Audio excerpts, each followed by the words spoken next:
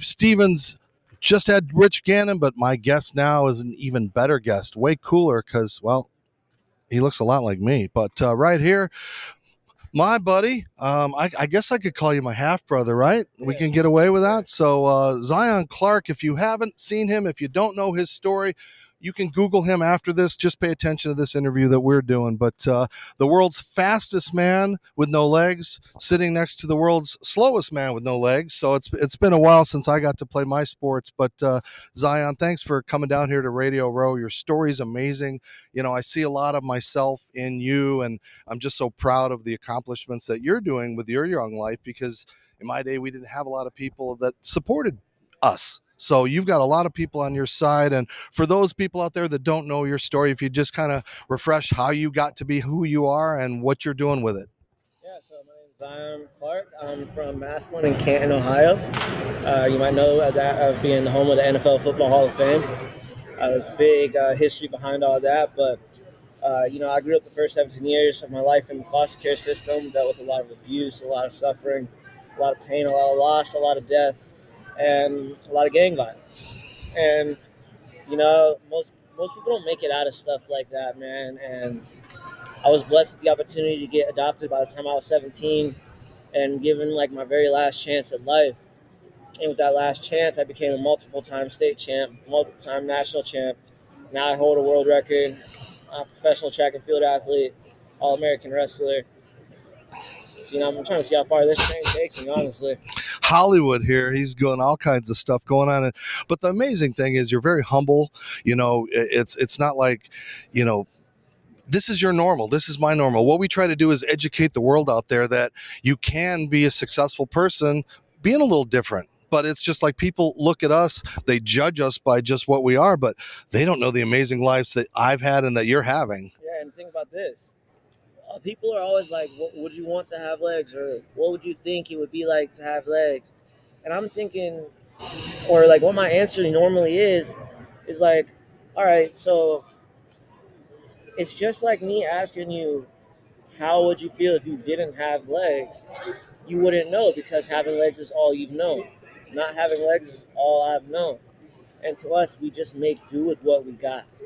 I feel like I'm listening to myself talk, because from when my younger days, is a lot like that. It's like, you know, there weren't books out there how to play sports and wrestle for dummies without legs. You know, we just had to evolve. And luckily I had coaches, you had coaches that believed in you and helped you, but they can't go on the mat for you. You had to execute. I had to execute. So, you know, where did you find that inner fortitude to be able to go out there and go, you know what? I'm just as good as an athlete as all these other guys. Oh man, it was a big realization for myself. I did have the opportunity. Well, I guess I was blessed to have Nate Carr. He is known for placing third in the Olympics in wrestling. He only lost to Dave Schultz. So Dave Yeah, Schultz, the brothers. Yeah.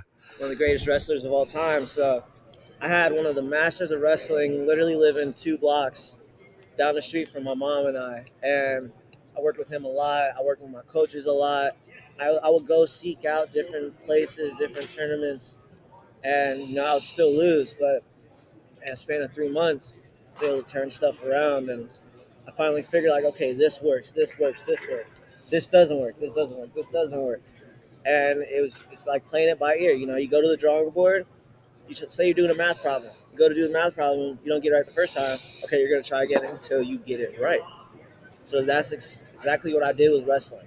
A lot of trial and error, a lot of going back to the drawing boards, and then I finally gave way. Next thing you know, I'm beating some of the best guys in the state and the country. It's so cool. Like I said, I wrestled, he wrestled. We both skateboard. We're both good looking guys. So, I mean, we have a lot in common here, right? So, but, the things that you're looking ahead to, again, you know, I turned my disability into my ability. You've done the same thing, but the sky is not the limit for you. You've got so much going on. Now you're going to try some MMA. Yeah, I've been working on getting in the cage. I've been making that transition from wrestling. I've been wrestling 18 years now since I was a little kid, and now it's time to see again how far I can take this thing.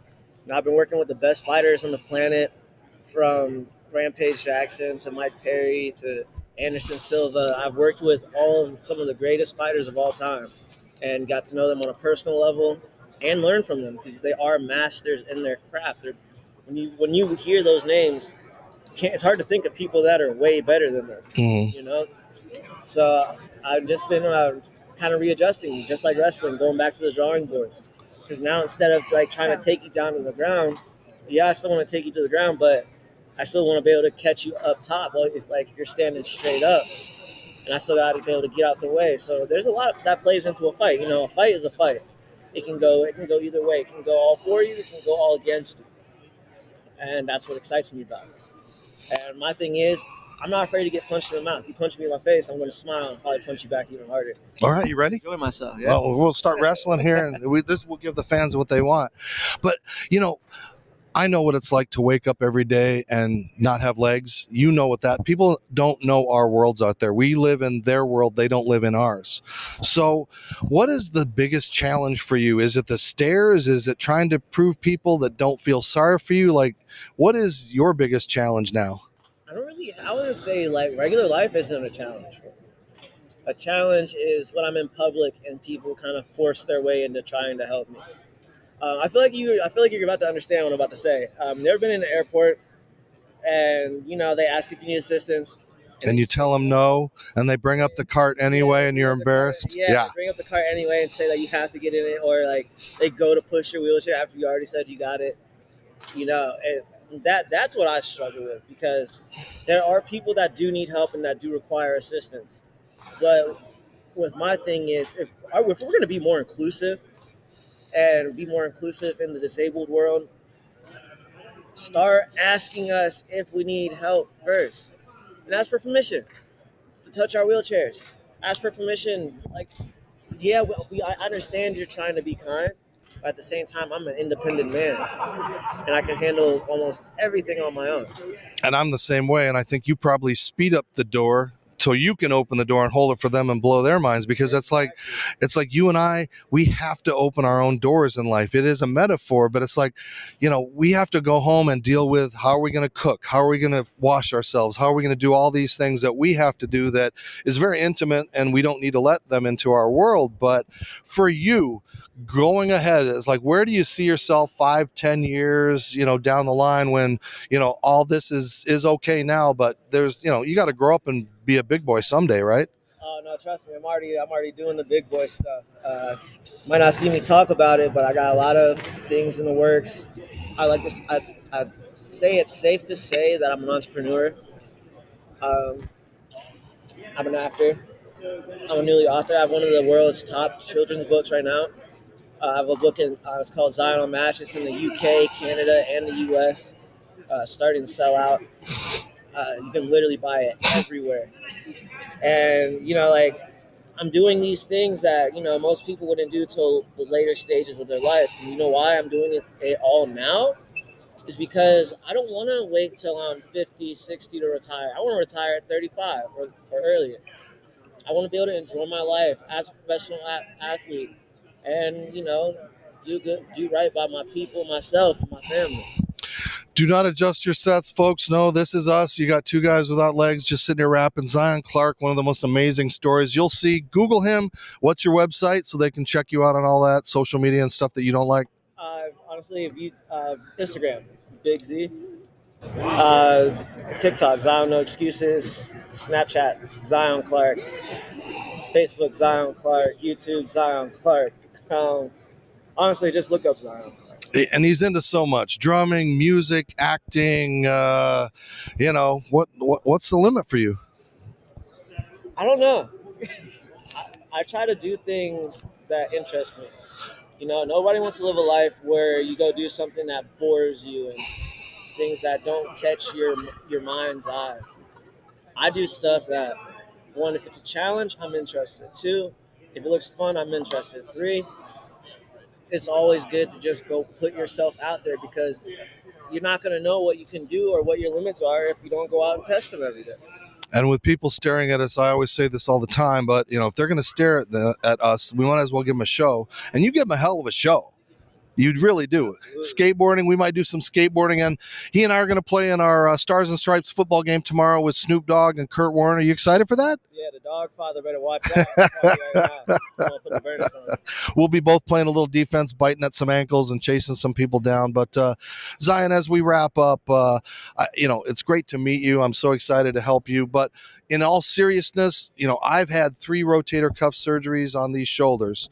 This is not going to last you forever. Do you ever think about what you need to do to either scale back or, because they can't fix this at a certain point? My doctor told me it's irreparable, and, I'm living with daily pain, and I don't want you to go through that, because I know when you're skateboarding and dancing and bouncing around, you're all out.